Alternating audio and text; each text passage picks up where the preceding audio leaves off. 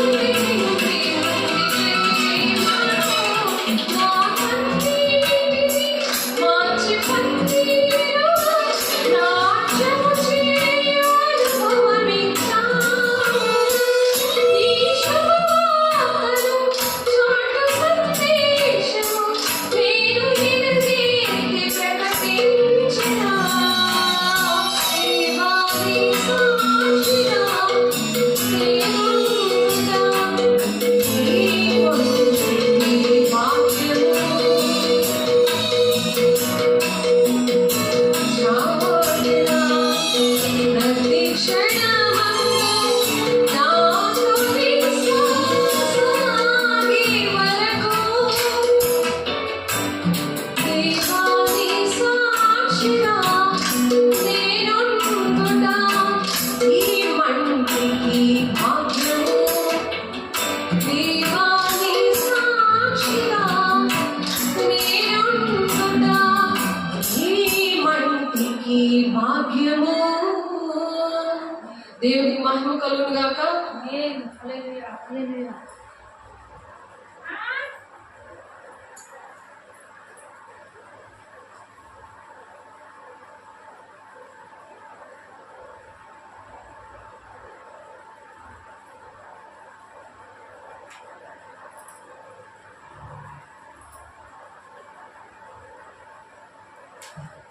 ఈరోజు దేవుడు కీర్తన 33వ అధ్యాయం, కీర్తన 33వ అధ్యాయంలో 10వ వచనంలో 9వ వచనం చూద్దాము. భూలోక నివాసులందరూ ఆయనకు విలువవలెను, ఆయన మాట సెలవేయగా దాని ప్రకారమాయను. ఆయన ఆజ్ఞాపింపగానే కార్యము స్థిరపరచబడెను.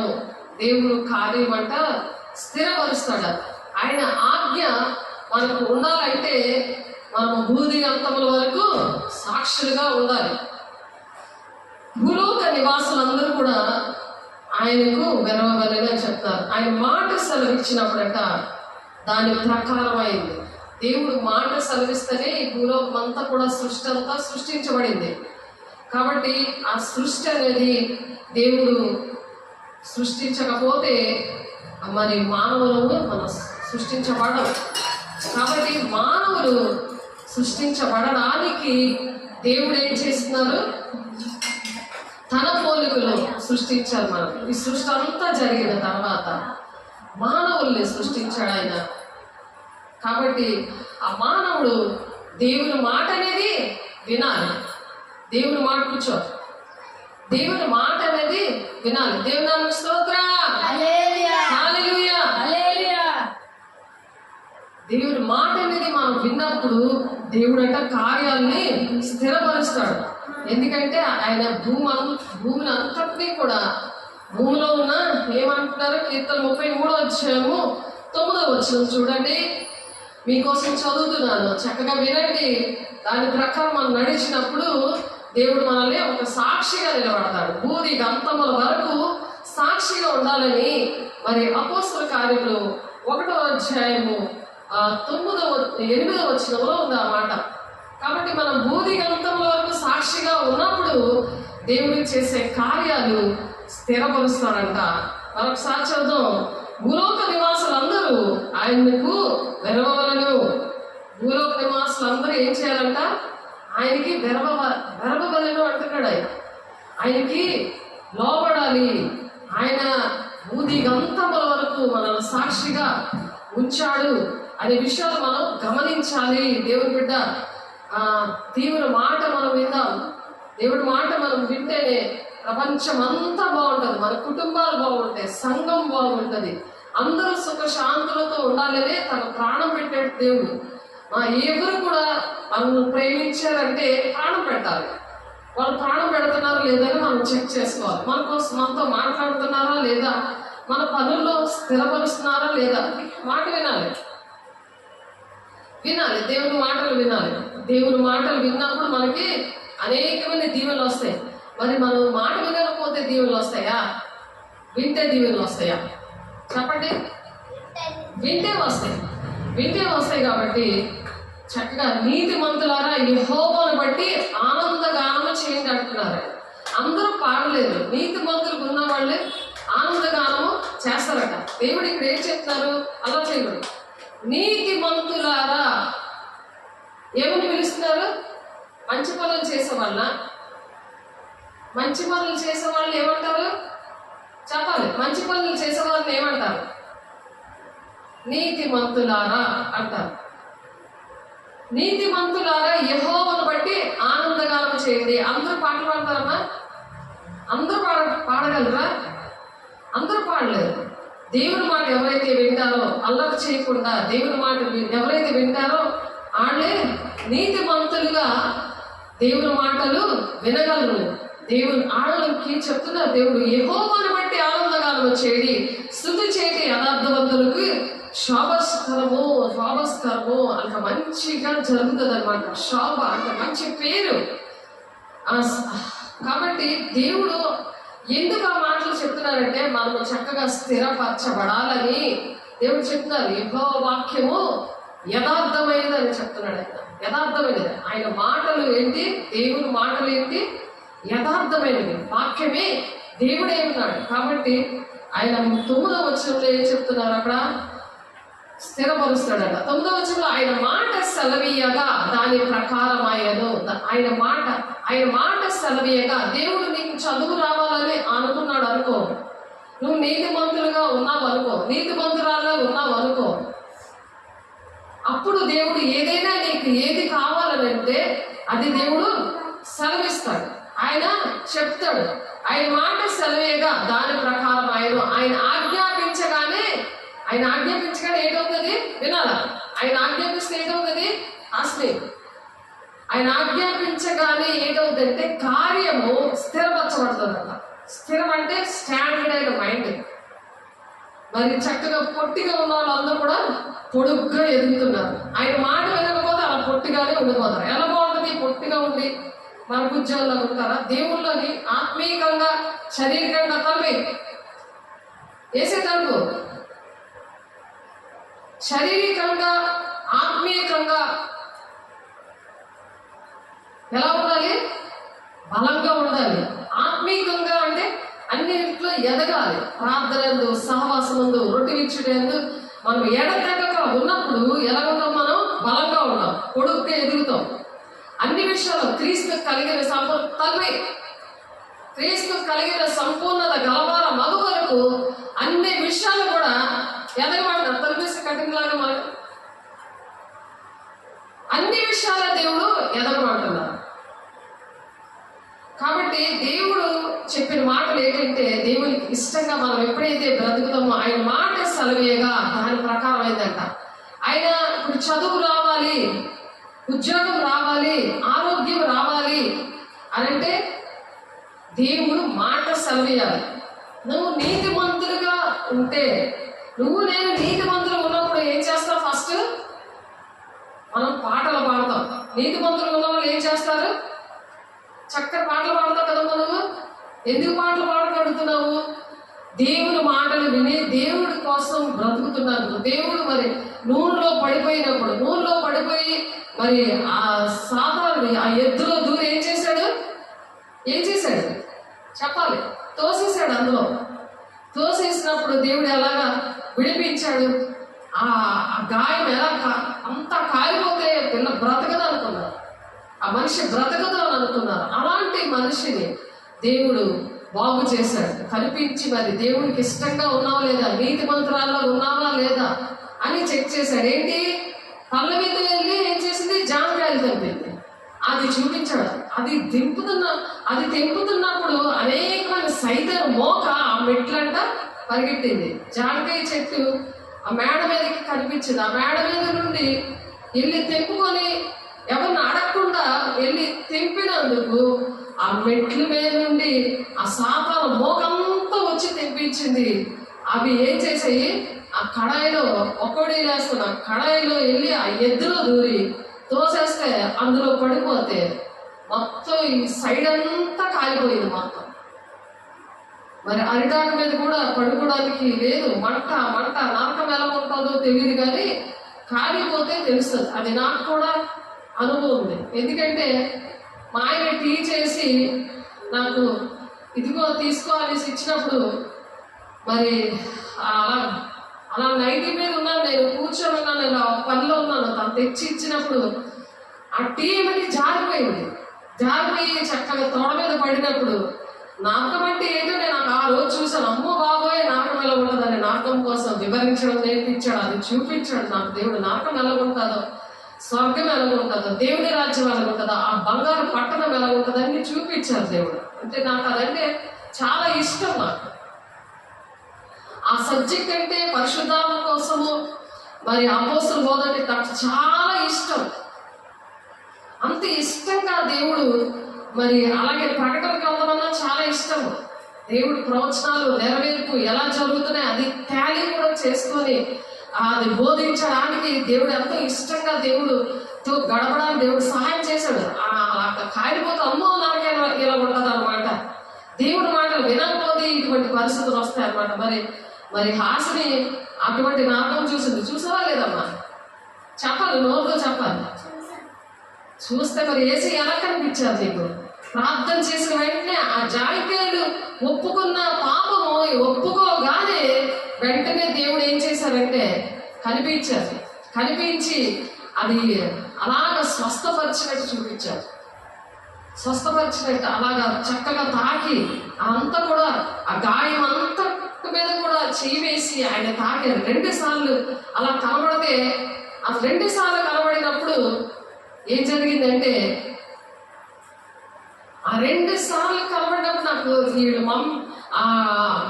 వాళ్ళ మమ్మీ వెంటనే రాత్రి 10 ఫోన్ చేసి, పాస్టర్ గారు ఇలాగా దేవుడు చూపించారు నా బిడ్డకి అని చెప్పి, వెంటనే తను చూపించిన వెంటనే చర్చికి వచ్చి ఫోన్ చేసినప్పుడు నాకు చాలా ఆనందం అనిపించింది. అమ్మో బిడ్డ చక్కగా అది నేను వెంటనే గాయం తగిలినప్పుడు ఇలా కౌగులించుకొని పాస్టర్ గారు అది కౌగులించేస్తుంది. నీకేం పర్లేదమ్మా, మళ్ళీ చర్మము వెంటనే వస్తుందని దేవుడు నా ద్వారా పలికినప్పుడు అది దేవుడు ఆ ప్రవచనం వెంటనే నెరవేర్పులోనికి తీసుకొచ్చాడు. ఏసీయే కనిపించి అలా వెంటనే అదంతా హీల్ చేశారు, అది బాగు చేశారు. ఇప్పుడు అమ్మాయి ఎంతో చక్కగా ఉంది. అమ్మాయి సాక్ష్యం కూడా మరి వీడియోలో చేద్దాం అనుకున్నాను, మరి చేయడానికి దేవుడు కృప చూపించేలాగా మరి చేయరుగా దేవుడు. అయితే ఎప్పుడైతే మనం అలా నీతిమంతులుగా ఉంటామో ఆమె చక్కగా పాటలు పాడుతుంది అమ్మాయి.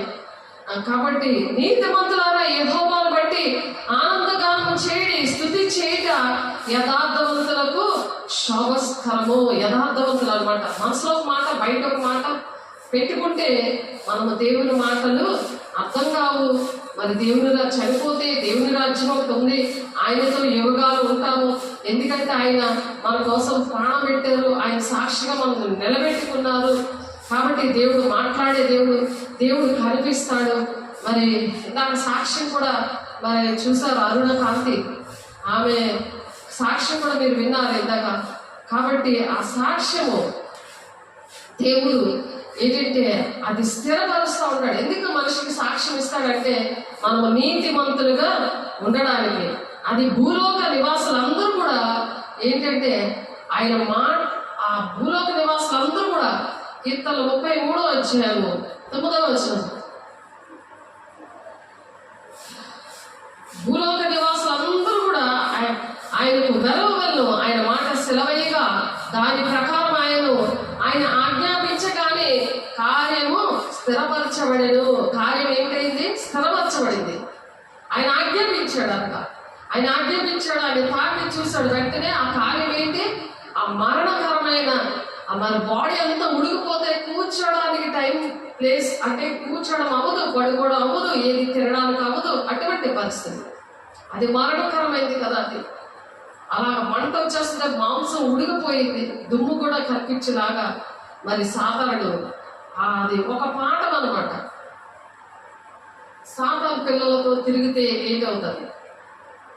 దేవుని పిల్లలతో తిరిగితే ఏంటవుతుంది? నీతిమంతులతో ఉంటే, దేవుని పిల్లలతో ఉంటే మనకి ఏంటి జరుగుతుంది? అది దేవుడు అక్కడ పాఠం నేర్పించాడు. ఆ బిడ్డలు ఏం చేయాలి? అటువంటి వారితో సహవాసం ఇంకా చేయకూడదు.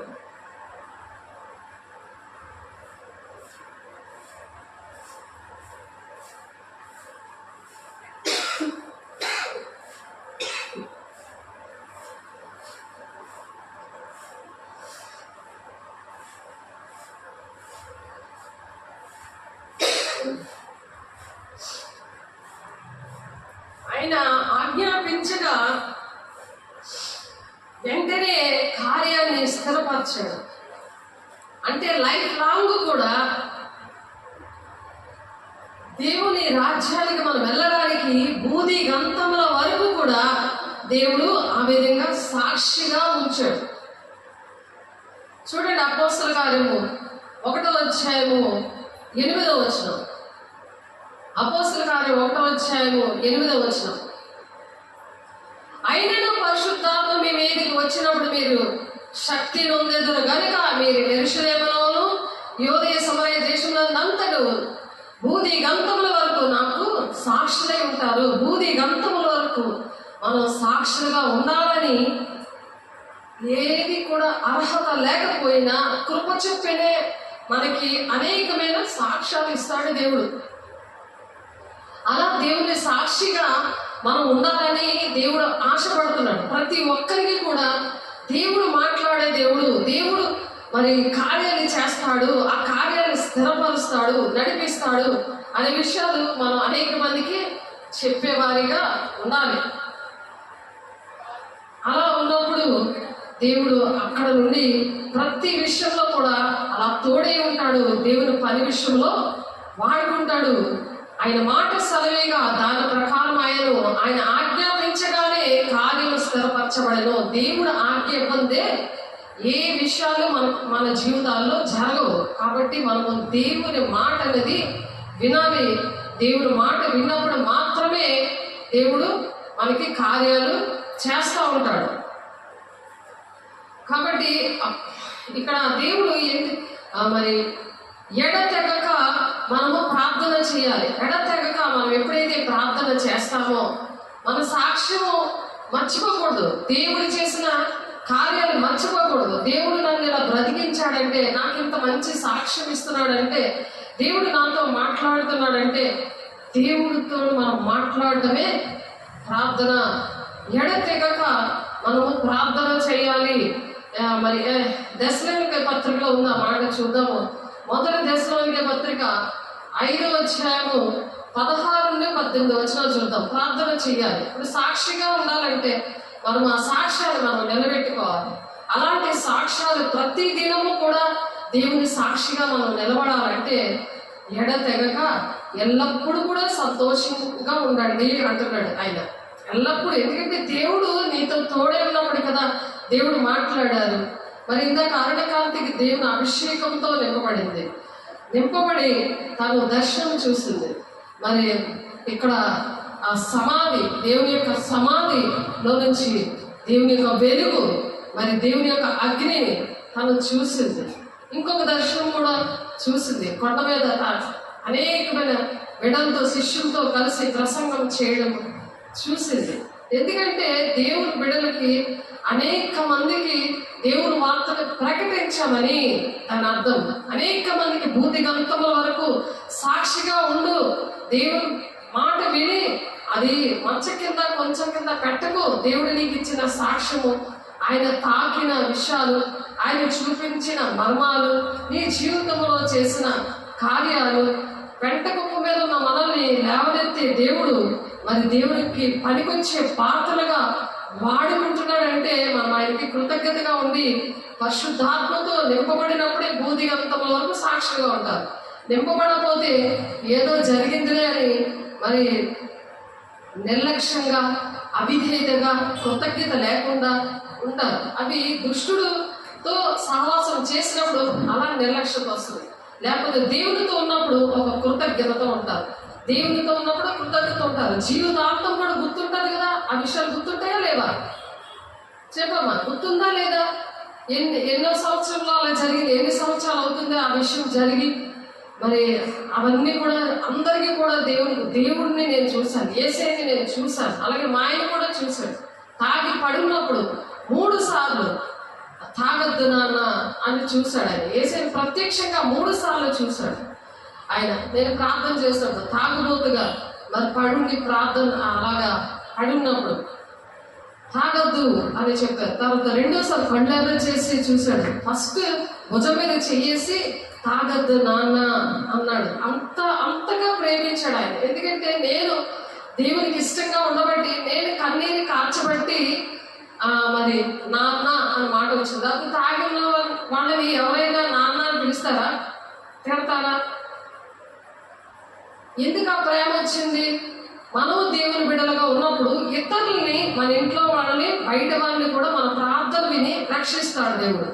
వాళ్ళకి తెలియదు కాబట్టి, వాళ్ళకి తెలియదు కనుక వారిని క్షమించదేవా అని యేసయ్య ఎలాగైతే ప్రార్థన చేశాడో సిలువ మీద, అలాగే మనం కూడా ఆ అలా ప్రార్థన చేసినప్పుడు వారికి దేవుడు ఒక సాక్ష్యం ఇస్తారు, వాళ్ళకి కనిపిస్తారు. దేవుడు ఇంత మంచి దేవుడు, గొప్ప దేవుడు అని ప్రతి ఒక్కరికి తెలిసేలాగా దేవుడు భూది గంతములే రక్షించుకోవడానికి మన దేశాన్ని, మన ప్రపంచం అందరూ కూడా సుఖశాంతులతో ప్రతి ఒక్క కుటుంబము ఉండాలని దేవుడు ఈ ప్రణాళిక అనేది దేవుడు ఏర్పాటు చేశారు. కాబట్టి దేవుడితో మనం మాట్లాడడం అంటే ఏంటంటే, మనం సంతోషంగా ఉన్నప్పుడే, దేవుని యొక్క కృతజ్ఞతగా మనం ఉన్నప్పుడే దేవుడితో మాట్లాడతాం. లేకపోతే మాట్లాడతామా? మాట్లాడటం అంటే ఏంటి? ఎల్లప్పుడూ కూడా సంతోషంగా ఉండండి అని చెప్తున్నారు.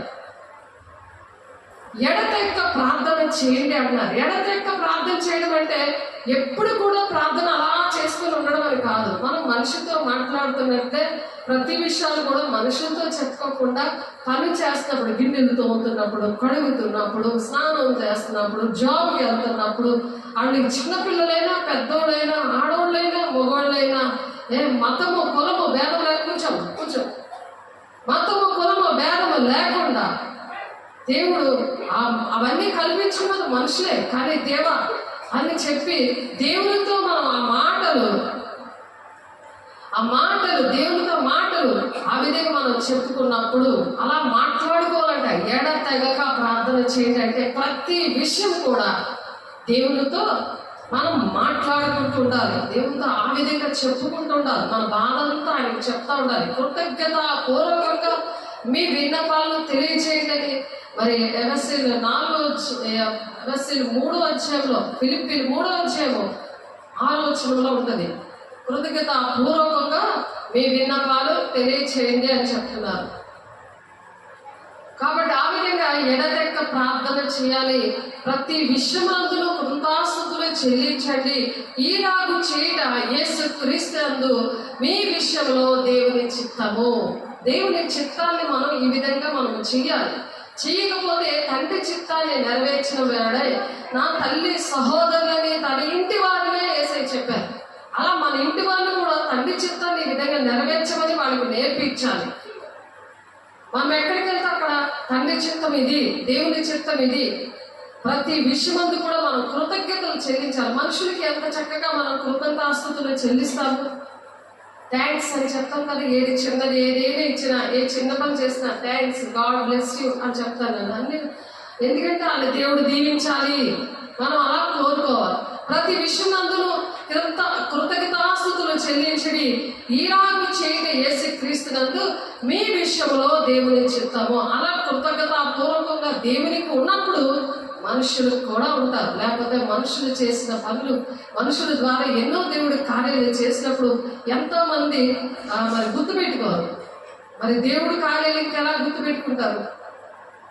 ఫస్ట్ దేవుడు చేసిన కార్యాలు, ఆయన చేసిన మేలు, ఆయన మనకి ఇచ్చిన సాక్ష్యము, ఆయన ఇచ్చిన ఆశీర్వాదాలు, అవన్నీ కూడా ఎప్పుడైతే మనం గుర్తుపెట్టుకుంటామో అప్పుడు మనకి దేవుడు మనకి ఆ కృతజ్ఞత పూర్వక విన్నపాలు అనేకమైన భక్తులు ఆ విధంగానే మరి ప్రార్థన చేశారు. దేవుడు చేసిన అన్నింటినీ కూడా మనం స్తుతియాలు అర్పించాలి. అందుకే మరి కీర్తనాకారుడు అంటాడు కదా, నీతి మంతులు ఉత్సాహగానము చేస్తారు అని. నా నాలుక మీ నీతిని గురించి ఉత్సాహగానము చేస్తాడని చెప్తాడు. రక్తాపరాధం నుండి నన్ను విడిపించి ప్రభా, అప్పుడు నా నాలుక నీ నీతిని గురించి ఉత్సాహగానము చేస్తుంది అని చెప్తున్నాను. అందుకని ఎప్పుడు ఆ విధంగా జరుగుతుందంటే పరిశుద్ధాత్మ దేవుడు మనలోనికి వచ్చినప్పుడు ఆ ఆత్మని ఆత్మకుడి అని చెప్తున్నారు. రోజు పరిశుద్ధాత్మను పొందుకోకపోతే ఆత్మ ఆరిపోతుంది కదా. రోజు మనం భోజనం చేయకపోతే మనం ఎలా ఎండిపోతాము, కాళ్ళు చేతులు పీకేస్తాయి. రెండో పూట తినకపోతే ఎలాగ ఉంటుంది? దాహం అనేది వేసినప్పుడు అది వాటర్ తాగకపోతే మనకి ఎలా ఉంటుంది? సేమ్ అలాగే దేవుడు ఇక్కడ ఏం చెప్తున్నారంటే ఆత్మను ఆర్పకుడి, అది ఆరిపోతుంది. ఎందుకంటే వాక్యం అనే దేవుని మాటలు వినకపోతే, చదవకపోతే, దాని ప్రకారం నడవకపోతే, దేవునితో ప్రతి విషయము దేవునితో చెయ్యాలి. చెప్పినప్పుడు దేవునికి ఇష్టంగా ఉన్నప్పుడు ఆయన కార్యాలను స్థిరపరుస్తారని మరి కీర్తన 33:9 వచనంలో మనం చదువుకున్నాం. అలాగే దేవుని చిత్తం అనేది మరి 1 దశలోనిక పత్రిక 5:18 వచనంలో మనం దేవుని చిత్తం ఏంటి? కృతజ్ఞతాస్తుతులు దేవునికి చెల్లించాలి. స్తుతియాగం అర్పించేవాడు తన మార్గాన్ని సరళం చేసుకుంటాడని ఉంది. కీర్తన 50 లాస్ట్ వచ్చిన తన మార్గాన్ని సరళం చేసుకుంటారు. ఎందుకంటే ఏ విషయమైనా సరే, ఉద్యోగం నాకు రావట్లేదు, మా అబ్బాయి నా మాట వినట్లేదు, మరి ఏ విషయమైనా సరే కృతజ్ఞత మీటింగ్ పెట్టుకోవాలి. రోజు కూడా దేవునికి వేకువజామునే కృతజ్ఞతలు చెల్లించాలి. అనుక్షణము దేవా నీకు వందనాలయ్యా, ఇలా నేను ప్రాణంతో ఉన్నానంటే, ఇలా నన్ను నీ ద్వారా నేను పోషించబడుతున్నానంటే, నా ఊపిరి ఆగిపోకుండా నా ఊపిరి నా తండ్రి మరి మీరే, నేను ఇలా ఉన్నానంటే, నేను ఇలా జీవిస్తున్నానంటే మీరే బ్రహ్మ అని దేవునికి వందనాలు చెల్లిస్తూ మనం పనులు చేస్తున్నప్పుడు కొరత లేని ఆత్మతో నింపుతూ ఉంటాడు ఆయన. అలా నింపుతూ ఉంటే పనులన్నీ కూడా మనము చేయగలం. అలా ఆత్మ కూడా అంటున్నాడు, మరి ప్రవచించటకు నిర్లక్ష్యము చేయకుడి. దేవుడు వెంటనే మనకు దేవుడు మనతో మాట్లాడుతున్నప్పుడు, ఆయన స్వరం మనతో మాట్లాడుతున్నప్పుడు అది వెంటనే మనం ప్రవచించాలి. ఎదుటి విషయంలోని మన విషయంలో దేవుడు కొన్ని మాటలు చెప్తున్నప్పుడు ఆ వెంటనే ప్రవచించుటకు నిర్లక్ష్యం చెయ్యొద్దు అని చెప్తున్నారు 20వ వచనంలో. అలాగే సమస్తము పరీక్షించి మేలే దానిని చేపట్టుడి. ఆ మేలేంది వస్తుంది ప్రవచనం. మరి దేవుడికి ఇష్టం లేనప్పుడు ఇదిగో ఈ పరిస్థితులు జరుగుతాయి, దేవుని మాట వినట్లేదు కాబట్టి ఇవి జరుగుతాయి, కాబట్టి మీరు మాట వినండి అని చెప్పినప్పుడు వెంటనే మరి కళల ద్వారా, దర్శనం ద్వారా వస్తాయి, వాక్యం ద్వారా వస్తాయి, దేవుడు ప్రవచనం ద్వారా వస్తుంది, అపోస్తల బోధలో వెంటనే దాన్ని సరి చేసుకోవాలి. సరి చేసుకొని దేవుడు పాదాలు పట్టుకొని సరి చేసుకున్నప్పుడు దేవుడు మరి హాస్య విషయంలో దేవుడు ఎలా చేశారు. వెంటనే ఆ దొంగతనము దేవునికి ఇష్టం లేని పని, అదే ఆజ్ఞలో ఒకటి చిన్నదే కదా అని అనుకుంటాం, కానీ ఆ బిడ్డని దీవించాలని, దేవుడు ఆశీర్వదించాలని, అలాగా కుటుంబాన్ని ఆశీర్వదించాలని ఆమెని వెంటనే ఆ నూనెలో పడిపోతే వెంటనే ఏం చేశాడంటే ఆ పొకోడి లేసిన ఆయన మరి హాస్యం వాళ్ళ నాన్నకి డబ్బులు ఇచ్చేసి, నా కోసం ఏ రిపోర్ట్ ఇవ్వద్దు, నా కోసం ఏ కీడు నా మీదకి రాకుండా ఉండాలని వెంటనే డబ్బులు ఇచ్చేసాడు. పోలీసు రిపోర్ట్ పెడతానని అన్నాడేమో వాళ్ళ నాన్న. వెంటనే అలాగ అన్నందుకు తాగుపోతాడు కదా, వెంటనే ఆ డబ్బులు తీసుకొని తాగేశాడు. తాగిగానే మరి పోలీసు రిపోర్ట్ ఎవరు ఇచ్చారో కానీ వెంటనే వాళ్ళ నాన్న తీసుకెళ్ళిపోయి అందులో పెట్టేశారు. ఇక్కడ నాన్న లేడు, అమ్మ ఒక్కతే ఆ బాధపడాలి, మందులు తెచ్చుకోవడం లేరు, ఏమి ఎవరు లేరు. అలాంటి పేద కుటుంబంలో దేవుడు ఆ గొప్ప కార్యము చేసి దేవునికి మహిమ తెచ్చుకున్నాడు. ఆయనకే మహిమ. ఆయన మాట్లాడే దేవుడు, కార్యాలు చేసే దేవుడు. మన మాట విన్నప్పుడు ఆ కార్యాలు స్థిరపరుస్తాడట. ఆయన మాట సెలవిపోగానే దేవుడి సృష్టి అంతా ఏ విధంగా చేశారో ఇప్పుడు కూడా మన జీవితాల్లో ఏ కష్టంలో ఉన్నా సరే, ఏ పరిస్థితుల్లో విడుదల రావాలన్నా, చీకట్లో ఉన్నా, బంధకాల్లో ఉన్నా, ఎటువంటి అనారోగ్యంతో ఉన్నా, ఎటువంటి ఆర్థిక ఇబ్బందులు ఉన్నా దేవుని మాట విన్నప్పుడు ఆయన ఆజ్ఞ సెలవిస్తాడట. ఆ సెలవించినప్పుడు ఆ కార్యాన్ని స్థిరపరుస్తాడట. కాబట్టి అటు విధంగా చేయాలని దేవుడు ఆశపడుతున్నారు.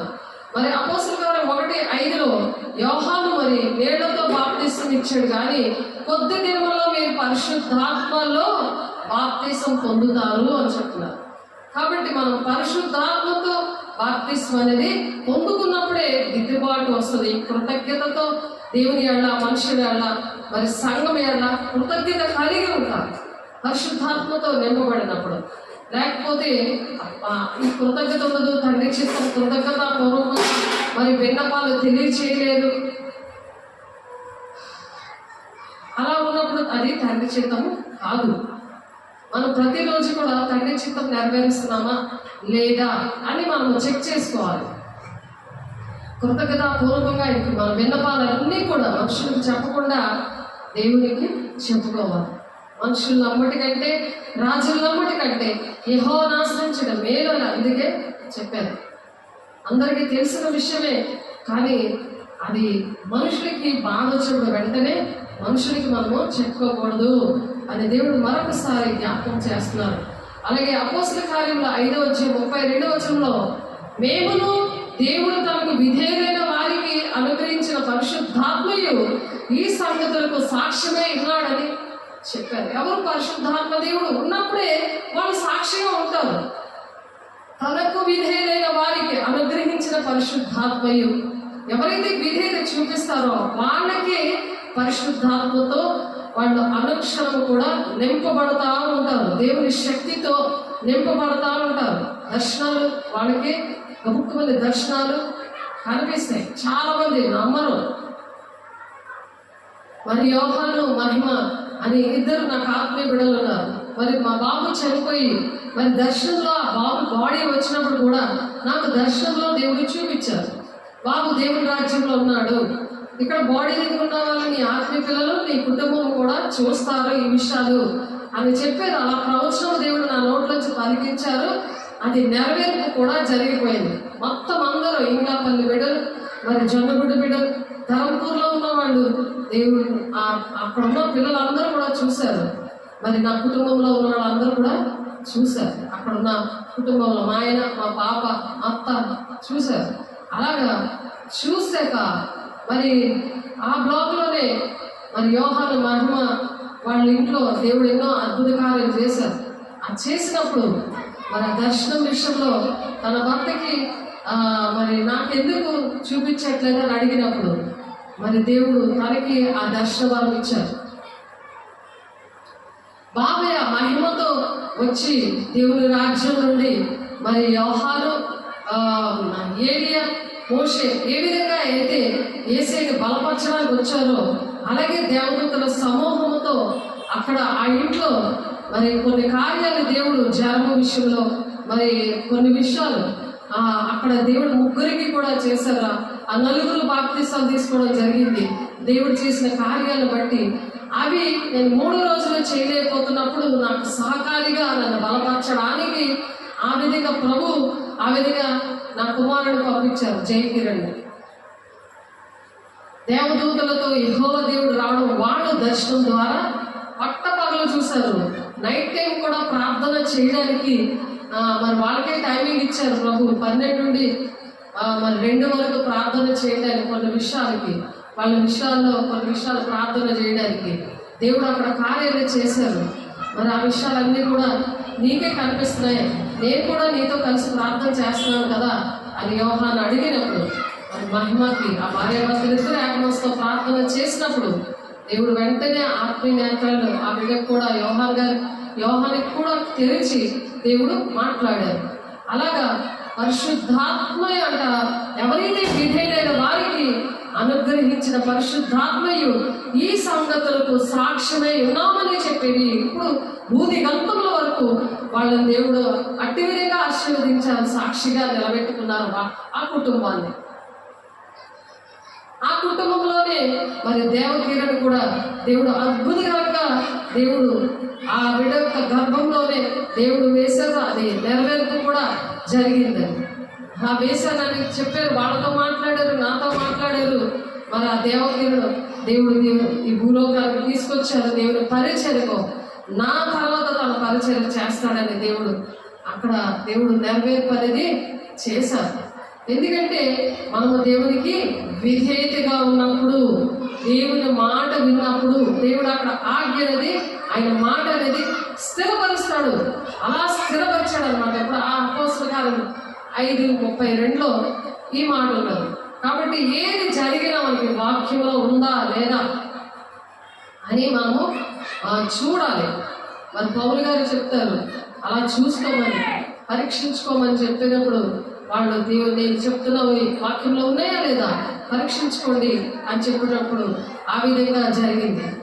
కాబట్టి స్టెఫను కృపతోనూ బలముతోనూ నిండిన వాడే ప్రజల మధ్య మహత్కార్యములను గొప్ప సూచక్రియలు చేస్తున్నాడు. అక్కడ అపోస్తల కార్యం 6:8 ఇది అపోస్తల బోధలో దేవుడు చేసిన విషయాలు. అలాగే అద్భుత కార్యాలు భక్తుల ద్వారానే చేశారనుకుంటారు. కానీ మరి ఫిబ్రవరి 1:1 ఉంటుంది. ఆ కాలంలో పూర్వకాలమందు నానా మాటలతో నానా విషయాల్లో మాట్లాడిన దేవుడట ఈ దినాల్లో కూడా ఆయన చేస్తున్నాడు అని వాక్యం ఉంది. చాలా మంది అనుకుంటారు ఇప్పుడు ఆ దర్శనాలు, ఆ ప్రవచనాలు, ఆ అపోస్తల బాధ లేదు అని అనుకుంటారు.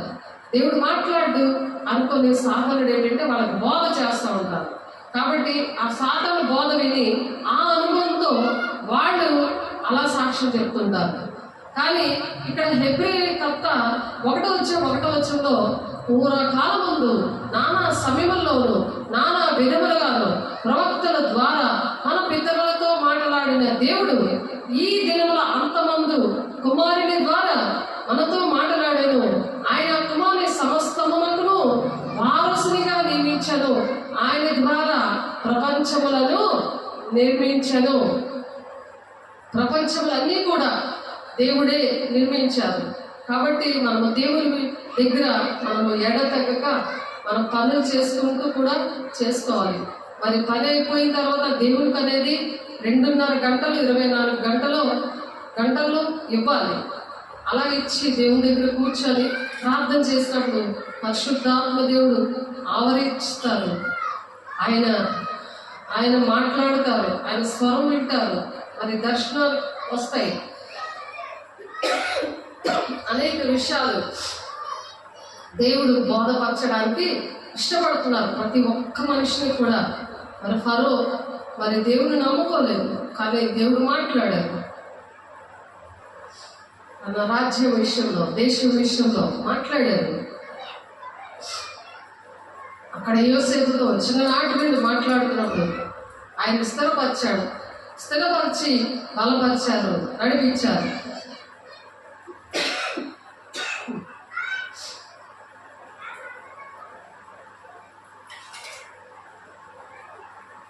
కాబట్టి ఆయన వెళ్ళుచుండగా వారు ఆకాశంలోకి తేరి చూచుచుండేది. ఇదిగో తెల్లని వస్త్రములు ధరించుకున్న 2 మనుషులు వారి వద్ద నిలబడ్డారట.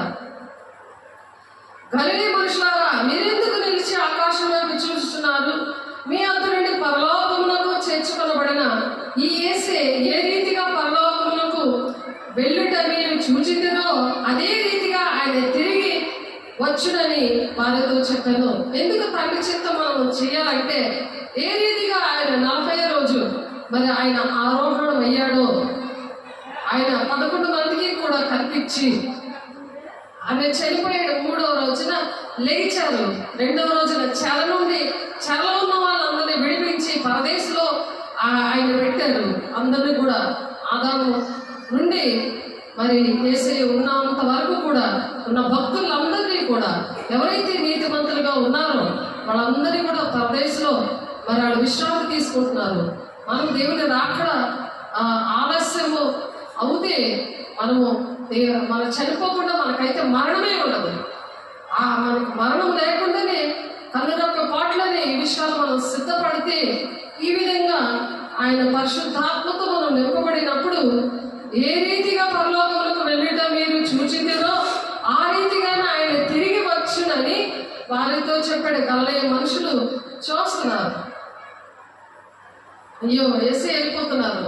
ఆయన తండ్రి చిత్తములు నెరవేర్చి ఆయన ఎలా వెళ్ళిపోయారో అలాగా నేను కూడా మనమందరం కూడా అలా వెళ్ళాలని మతం కులం భేదం లేకుండా దేవుడు ఆశపడి ఇవి చెప్తున్నారు. మనుషులు కల్పించిన పద్ధతులు దైవోపదేశములని వ్యర్థంగా మీరు నన్ను ఆరాధిస్తున్నారు. మీరు పెదవులతో కనపరుస్తున్నారు కానీ మీ హృదయం నాకు దూరంగా ఉందని చెప్తున్నారు. అలా దూరంగా ఉన్నప్పుడు ఇవి ఏమీ అర్థమవు. ఈ దర్శనాలు కానీ పరిశుద్ధాత్మ దేవుడు కానీ మళ్ళా ప్రకటన గ్రంథంలో మరి నెరవేర్పు దేవుడు అనేక విషయాలు ఉన్నాయి. మరి అవి చెప్పడానికి మరి మరొకసారి చెప్పుకుందాము. కాబట్టి అనేక విషయాలు దేవుడు బోధ చేస్తున్నారు. అనేకమైన విషయాలు ప్రకటన 1వ అధ్యాయం 7వ వచనంలో ఉంటుంది ఆ మాట. ప్రకటన 1వ అధ్యాయం 7వ వచనం. ఇదిగో ఆయన మేఘారుడే వచ్చుచున్నాడు, ప్రతి నేత్రము ఆయన చూచును, ఆయన పొడిచిన వారిను చూచెదరు, భూజనులందరూ ఆయన చూచి రొమ్ము కొట్టుకుందరు. అవును ఆమేన్ అనుంది అక్కడ. చూడండి, అందరూ అప్పుడు చూసేసరికి మనం సిద్ధంగా ఉండాలా లేదా? ప్రతి నేత్రం కూడా చూస్తుందట ఆయన్ని.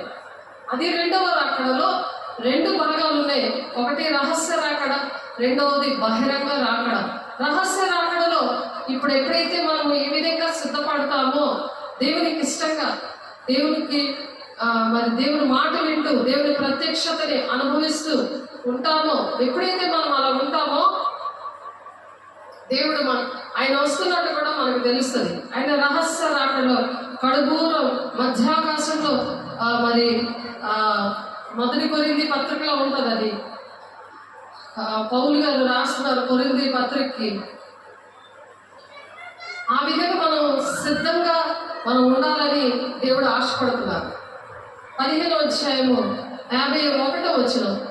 మనం ఇవన్నీ చెప్తున్నాము, కానీ మరొకసారి మరి ప్రభు మనతో మాట్లాడుతున్నారు. ఎందుకంటే ఏ ఒక్కరు కూడా నశించుకోవడము దేవునికి ఇష్టం లేదు. అందుకని దేవుడు నేను చెప్పవలసిన వాక్యము యెరూషలేము కోసం చెప్దాం అనుకున్నాను, కానీ దేవుడు ఈరోజు ఈ మాట చెప్తున్నారు.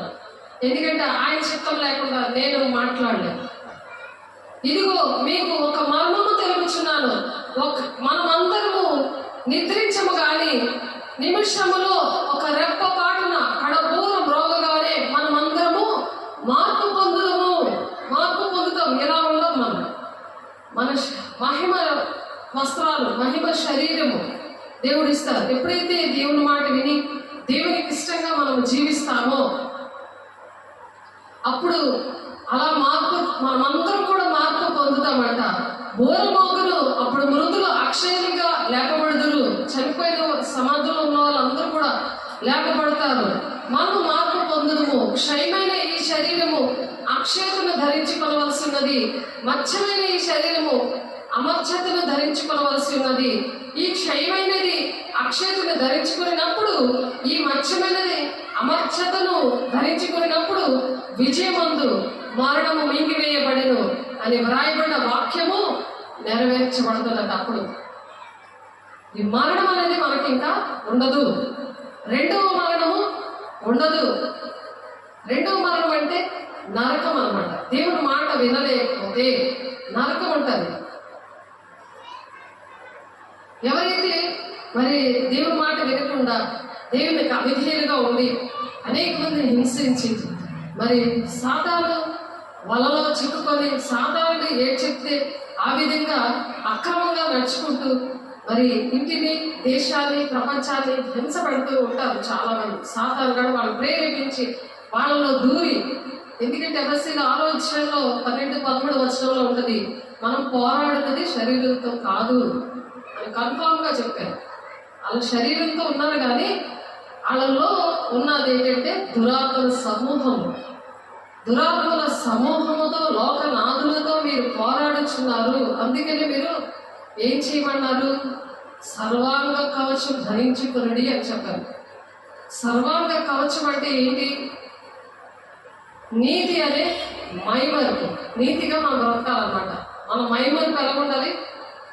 నీతి అనే మైమరుపు అంటే సర్వాంగ కవచం. అంటే మనం ఒక యుద్ధానికి వెళ్ళినప్పుడు ఒక సోల్జర్గా, మరి సోల్జర్ ఎలాగా సైనికుడు ఏ విధంగా అయితే అన్ని ధరించుకుంటాడు కదా, సేమ్ అలాగే ఆత్మీయంగా మనము నీతిగా బ్రతికితే దేవుడు నీతి అనే మైమరుపు మనకు ఉంటుంది, రక్షణ అనే శిరస్నానం ఉంటుంది, వాక్యం అనే ఖడ్గం ఉంటుంది, మరి సత్యం అనే దట్టి ఉండదు. అంటే అబద్ధాలు ఆడితే సత్యం అనే దట్టి ఉండదు. వాళ్ళకి నడువులోకి వస్తుంది.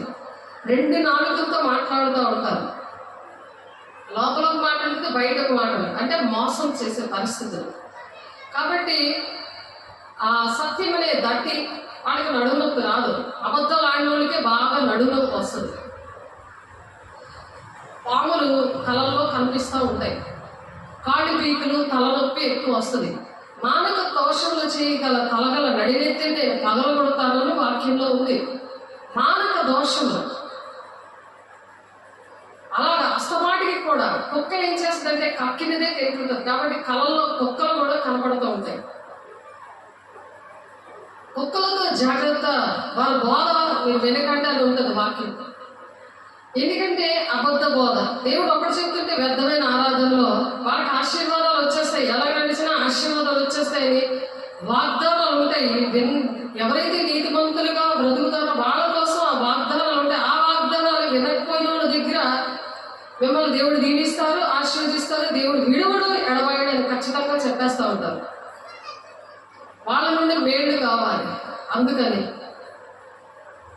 వాళ్ళు ఎలాగో నరకానికి వెళ్ళిపోయినా పర్వాలేదు, కానీ వాళ్ళకి వాక్యంతో దైవావేశము వలన గద్దించి బుద్ధి చెప్పు శిక్ష కూడా వేయమని వాక్యం చెప్తుంది. అలా చెప్పకుండా మనము చెప్తే మరి కఠినమైన తీర్పు ఉంటుంది బోధకులకి. మనం వాక్యం నేర్చుకుంటాం, అనేక మందికి మనం బయటకు వెళ్ళాక సాక్ష్యము చెప్తాము, దేవుడు ఇలా చేశారని. కరెక్ట్గా అపోస్తులు 1:8 ఇలా దేవుడు సాక్షిగా ఉండమన్నాడు కాబట్టి నన్ను ఇలా దేవుడు సాక్షిగా ఉంచుకున్నారు అని మనం చెప్పగలుగుతారు. పరిశుద్ధాత్మ దేవుడు మీ మీదకి వచ్చినప్పుడు శక్తివంతులు అవుతారు. భూమి గంధంలోకి మీరు సాక్షిగా ఉంటారన్నారు కదా, ఆ విధంగా సిగ్గుపడకుండా మనకు దేవుడు ఏంటి చేశారో అది మనం చెప్పాలి. లేకపోతే మనం దేవుడి రాజ్యం వెళ్ళినప్పుడు ఆయన కూడా నీవు ఎవరో నాకు తెలియదని, ఆయన కూడా అక్రమం చేయవాలన్న పండు మీరు ఎవరో నాకు తెలియదు అంటాడు. ఆయన విషయంలో నువ్వు సిగ్గుపడతావు కదా. అందుకనే పరిశుద్ధాత్మ దేవుడు కావాలి. ఇప్పుడు ఈ మేఘము ఇందాక మనం చదివాము, ఆ మేఘం వచ్చినప్పుడు గబుకమని ఆ పరిశుద్ధాత్మ పొందుకున్న వల్ల ఆ మేఘం ఎక్కగలరు, లేకపోతే ఎక్కలేరు. గురుత్వాకర్షణ శక్తి వల్ల మరి ఒక రాయి వేస్తేనే కింద పడిపోతుంది. అలాంటిది మరి పరలోక రాజ్యానికి మనం వెళ్ళాలంటే, మధ్యాకాశానికి కన్నురెప్ప పాటలోనే మనం వెళ్ళాలంటే ఆలోచించండి, ఎవరు పరిశుద్ధాత్మ దేవుడు మనకు నిత్యంగా ఉండాలి. అందుకే ఆత్మ లేనివాడు నావాడు కాదు అని చెప్తున్నారు. రోమా 8:9. కాబట్టి సమాధాన సువార్త వల్లనే సిద్ధ మనసు అనేది జోడుండాలి. సిద్ధం లేకపోతే వెళ్ళిపోతే ఎంతో అల్లకొల్లో అయిపోతాయి. ఇష్టం వచ్చినట్టు దేవుడి మాటలు చెప్పకూడదు. సాతానుడు కూడా మరి అక్కడ పరలోక రాజ్యంలో దేవుని స్తుతిస్తూ దేవుని కన్నా పెద్ద సింహాసనం ఉన్నతంగా ఉండాలని ఆలోచించాడు. దేవుడు అక్కడ నుండి తోసేశాడు వాడిని, వాడి సమూహాన్ని. వాడు ఏం చేస్తాడు, అన్నీ కూడా వాడికి తెలుసు. దేవుని వాక్యం తెలుసు, పాటలు తెలుసు, సువార్త చేయడం తెలుసు, అన్నీ తెలుసు. కాబట్టి పరిశుద్ధాత్మ దేవుడు లేకపోతే ప్రమాదం ఏంటంటే దేవుడి మాటలే అన్నీ కూడా చెప్తుంటే అమాయక ప్రజలందరూ వింటూ ఉంటారు. పావుల వల్ల వివేకంగా ఉండలేదు, పావురాల వల్ల నిష్కపటంగా ఉండలేదు. మిమ్మల్ని తోడేల మధ్యకి గొర్రె పిల్లగా మిమ్మల్ని పంపిస్తున్నాను కాబట్టి మీరు పావుల వల్ల వివేకంగా ఉండండి, పావురాల వల్ల మీరు నిష్కపటంగా ఉండండి అని చెప్తున్నారు. కాబట్టి అందరికీ బాధ కలిగించే మాటలు ఆడకూడదు, వాదించడం అలాంటివి చేయకూడదు. వాదించద్దు వాక్యం. కాబట్టి ప్రేమ, దేవుడు శాశ్వతమైన ప్రేమతో మనల్ని ఎలాగైతే ప్రేమించాడో, ప్రాణం పెట్టే ప్రేమ ఎలా ప్రేమించాడో అలా మనం ప్రేమించాలి. బయట ఎంతోమంది పిచ్చి వాళ్ళు అందరూ కూడా ఉన్నారు. వాళ్ళకి మరి చాలా దగ్గర చూపిస్తూ ఉంటాడు. మరి వాళ్ళకి షవరింగ్ చేయించి చక్కగా తలంతా చేసి స్నానం చేయించి ఒక గ్రూపుగా పరిచర్య చేస్తున్నారు చాలా మంది. ఎందుకు? వాళ్ళకి ఇష్టం లేదు, చీకట్లో పట్టున్నాయి, వాళ్ళ మైండ్ అంతా ఖరాబ్ చేసేసాయి. అలాంటివన్నీ మాటలు విని దేవుడి మీద వాళ్ళకి అసహ్యం వేసేసింది. ఎందుకు దేవుడు ఉండి ఎందుకు మా జీవితాలు ఎలాగయ్యాయి, ఎందుకు నా భార్య ఇలా చనిపోయింది, నా బిడ్డలు ఎందుకు ఇలా భ్రష్లు అయిపోయారు, ఇలాగా బయట తిరుగుతున్న ఆ పిచ్చి వాళ్ళని కూడా దేవుడు బాగు చేసే దేవుడు. దేవుని బిడ్డలుగా దేవుని ఆత్మను పొందుకున్న వాళ్ళు, అది మతము కులం భేదం లేదు, అందరిలో కూడా దేవుని ఆత్మ ఉంటుంది. దేవుడు అందరి కోసం ప్రాణం పెట్టాడు, అందరితో కూడా మాట్లాడే దేవుడు. కాబట్టి బైబిల్లో ఫరోతో మాట్లాడారు. రాజు అయిన నెబుకద్నెజరు రాజుతో మాట్లాడారు. కాబట్టి బయట కూడా చాలా మందితో దేవుడు మాట్లాడారు. దేవుడు నమ్ముకోవడం నమ్ముకోలేదు కాదు ఇక్కడ క్వశ్చన్. కానీ దేవుడు అందరితో కూడా మాట్లాడతాడు.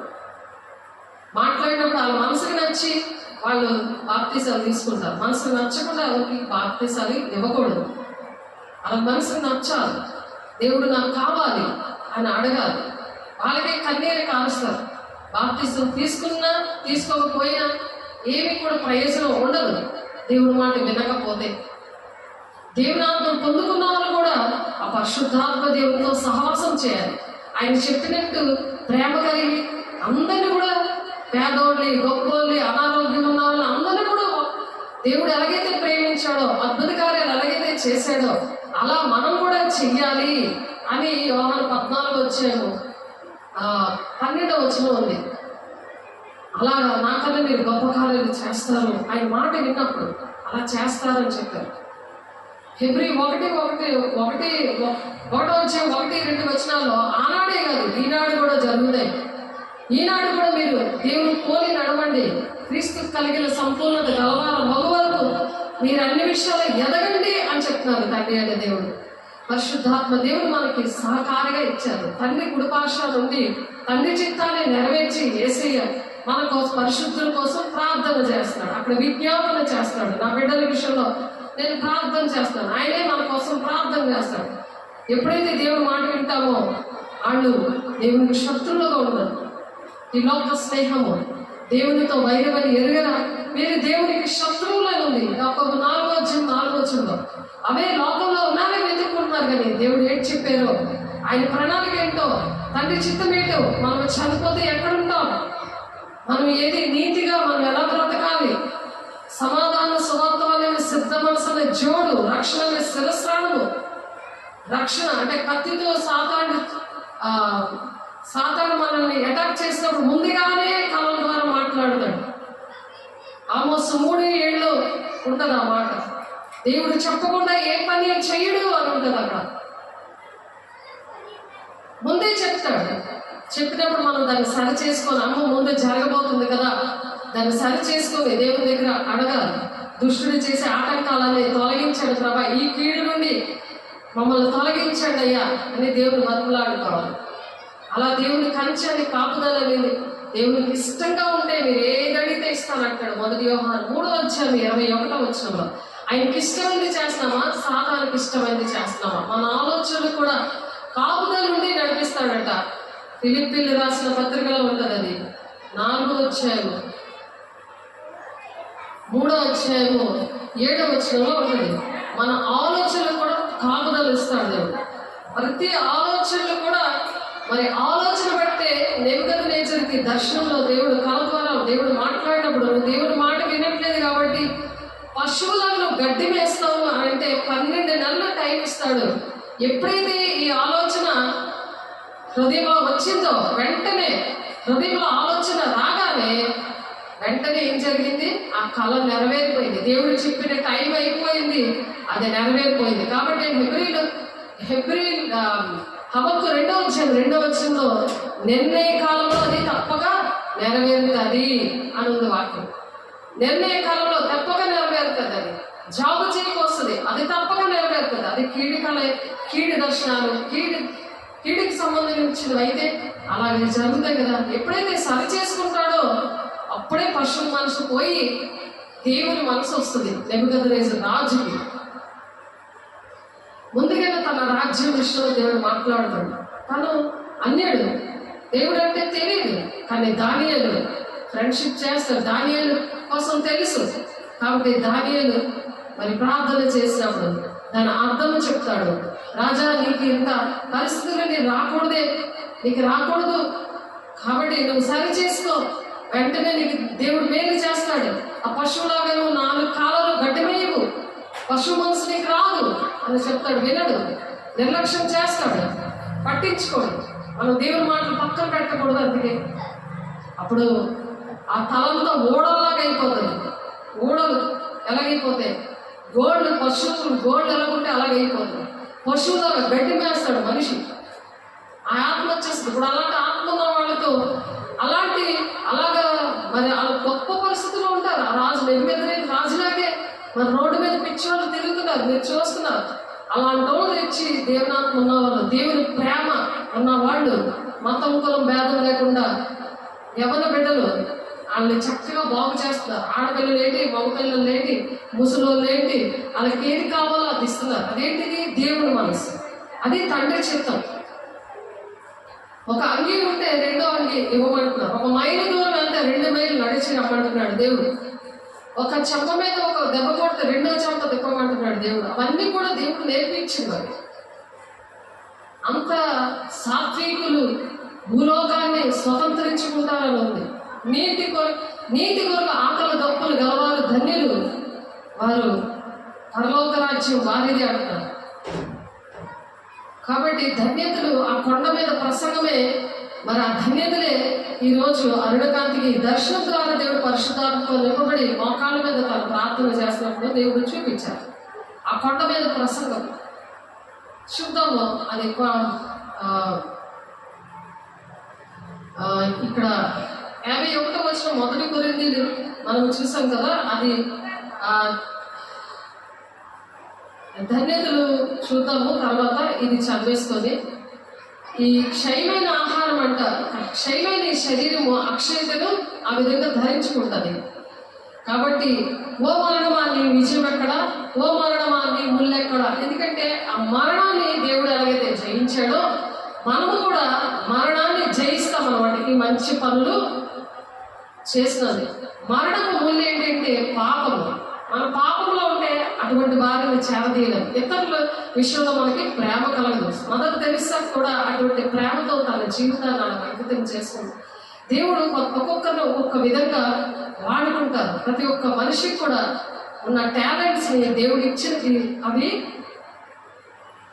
దేవునికి ఇష్టంగా నడిచినప్పుడు దేవుని ఆత్మ పరిశుద్ధాత్మ దేవుడు వాళ్ళలో వర్క్ చేసి ఆ విధంగా వాళ్ళు ప్రవర్తిస్తారు. ప్రేమించే గుణం, క్షమించే గుణము, దీవించే గుణాలు వాళ్ళలో వస్తాయి. పాపంలో ఉన్న బలము ధర్మశాస్త్రమే అయినను మన ప్రభు అయిన యేసుక్రీస్తు మూలముగా మనకు జయం అనుగ్రహించుచున్న దేవునికి స్తోత్రం అని చెందించాలి. ఎందుకంటే దేవుని వల్ల మనకి జయం వస్తుంది, కానీ మనుషుల వల్ల మనకు జయం రాదు. మనుషులు చేస్తారంటారు, అన్ని చూస్తాను అలాగేలే అంటారు, కానీ వాళ్ళు చేయలేనప్పుడు ఇంట్లోనైనా బయటైనా చాలా దుఃఖం అనేది కలుగుతుంది మనిషికి.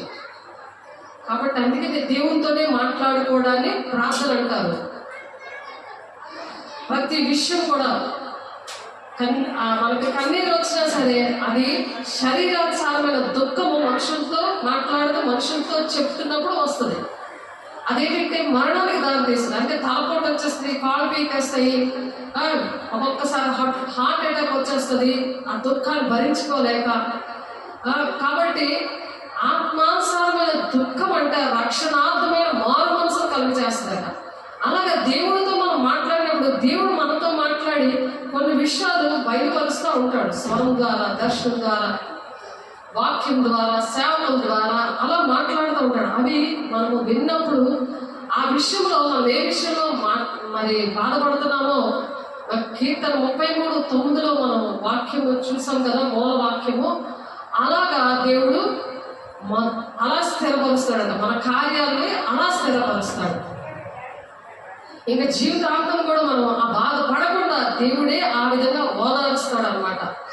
కాబట్టి ఇక్కడ ఈరోజు ఆ అమ్మాయికి వచ్చిన దర్శనము ఆ కొండ మీద ఆయన ప్రసంగించడం చూపించారు. ఈ సమాధి విషయంలో చూపించిన తర్వాత దేవుడు ఎందుకంటే మృత్యుంజయుడే ఆయన లేచాడు మనకు విమోచన అనుగ్రహించడానికి, పాపం నుండి విడిపించడానికి. మనం ఆయన ఎలాగైతే పునరుత్థానుడు అయ్యాడో ఆ మేఘం మీద అలాగే ఆయన వస్తాడు, మనల్ని తీసుకెళ్తాడు.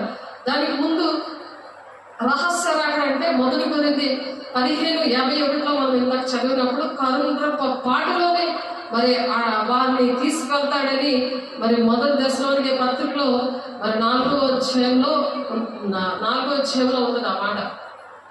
కాబట్టి ఈ కొండ మీద దర్శనము ఏంటంటే ఆయన ఆ జన సమూహంలో చూసి కొండ ఎక్కి కూర్చుండగా ఆయన శిష్యులు ఆయన వద్దకు వచ్చారట. అప్పుడు ఆయన నోరు తెరిచి ఎలాగ బోధిస్తున్నాడట. ఆయన బోధించే రోజు 3 రోజులు అలాగే ఉండిపోయారు ఆ బోధ వింటూ. ఇంతమంది ప్రజలు 5,000 మంది వచ్చారు అక్కడ, పురుషులు చిన్నపిల్లలు కాకుండా. అప్పుడు వాళ్ళకి ఆహారం పెట్టకుండా పంపించడం దేవుడికి ఇష్టం లేక ఆయన ఎవరి దగ్గరైనా ఏదైనా ఉందా అని అడుగుతాడు.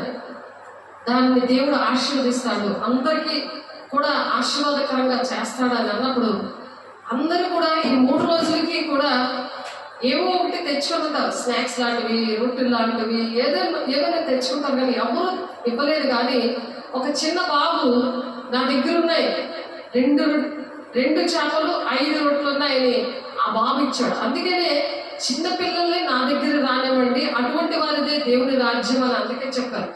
మనకి ఏంటంటే చిన్నపిల్లల లాంటి హృదయం ఉండాలి.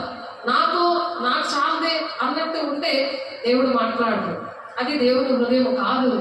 కాబట్టి ఆ దానినే దేవుడు ఆ 2 రొట్టెలు 5 చేపలుగా ప్రార్థన చేసినప్పుడు ఆకాశం చూసి తండ్రిని అడిగినప్పుడు వెంటనే అది 5,000 మందికి తినగా 12 గంపలు ఎత్తి పట్టుకున్నారు, ఎత్తిపెట్టారు ఇంకా జనములకి. కాబట్టి అక్కడ ఆయన ఈ బోధ చేశారు. అదే ఆమెకి ఈరోజు దర్శనం ద్వారా వచ్చింది. ఆయన ఆ జన సమూహములను చూచి కొండకి కూర్చుండగా ఆయన శిష్యులు ఆయన దిక్కు వచ్చింది. అప్పుడు ఆయన నోరు తెరిచి ఇలాగ బోధించాడట, ఆత్మ విషయమే దీనిలైన వారు ధన్యులు, పరలోక రాజ్యం వారిది.